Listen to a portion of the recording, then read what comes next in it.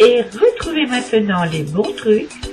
Un spécial été avec Arlène et Manu.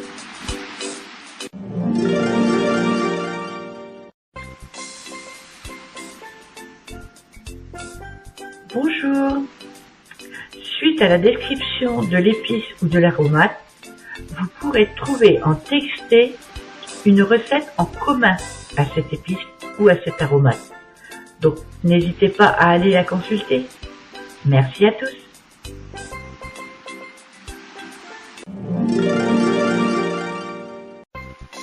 La badillane ou anis étoilé. Arôme, la badillane révèle des notes caractéristiques de réglisse, des arômes frais, généreux. Elle apporte beaucoup de raffinement en cuisine. Utilisation, dans les desserts en infusion, dans de la crème, du lait. Avec les viandes, au cœur d'un poulet rôti, avec un rôti de porc ou de veau dans des mijotés. Astuce, écraser les graines contenues dans chaque carpelle pour réveiller leur parfum. Bienfait, c'est un remède des troubles digestifs. Elle est antispasmodique, surtout conseillée pour traiter les spasmes intestinaux, les coliques douloureuses, les gastrites, mais aussi les douleurs de règles. Elle est aussi carminative, elle évite la formation des gaz intestinaux ou en facilite leur expulsion, soulageant des ballonnements, des éructations et des flatulences. Elle est digestive, réputée traiter les intoxications alimentaires et les indigestions liées aux crustacés et poissons. Elle régule aussi le transit intestinal après des épisodes diarrhéiques.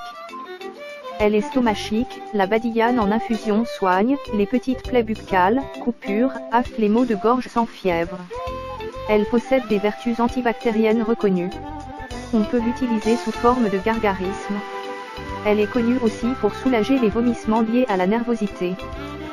L'anis étoilé a également une action tonifiante, appréciée en cas de fatigue générale et passagère sans raison pathologique. Elle apporte un regain de vitalité et sera très appréciée pour sa saveur réchauffante, comme la cannelle, lors des épisodes de refroidissement de l'automne et de l'hiver. Ces arômes en font une plante appréciée dans les mélanges de tisane. Elle adoucit les infusions des autres plantes au goût amer ou peu agréable. Utilisation et posologie. En tisane, on laisse infuse 2,5 g pour 250 ml d'eau, à boire après un repas. Il convient de laisser les fruits infuse quelques minutes seulement, à la manière du thé, 5 minutes suffisent. Contre-indications et toxicités. La badillane contient une quantité importante d'anétol, comme le fenouil et l'anis. Pour éviter les risques de toxicité, les cures doivent être de courte durée, 3 jours maximum, et espacées d'une semaine afin d'éviter l'accumulation de ce principe actif dans l'organisme. Risque de confusion. Vous venez d'écouter les bons trucs. Un spécial été avec Arlène et Manu.